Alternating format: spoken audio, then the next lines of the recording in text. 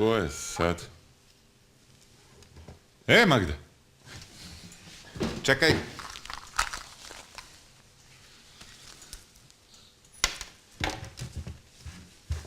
Magda, otkud ti? Ha? Ma nemoj ništa brinuti, za večera sve spremno. Sve. Veruj mi. Vikendica, vino, ima gramofon, sve imam. Nemoj ništa da brineš, sve sam sredio skroz do skroz. Šta se čudiš? Pa znaš da treniram, pa znaš da idem u teretanu i bazen. Kaže trener da mi fali malo aerobnog treninga. Šta da ne? Da skopčem košulju? Ma daj, nemoj sad, mislim, ne mogu. Daj, nemoj.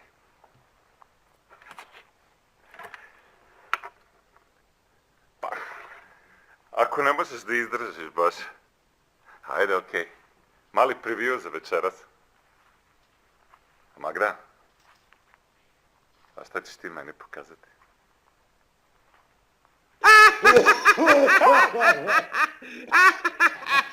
Skidaj se!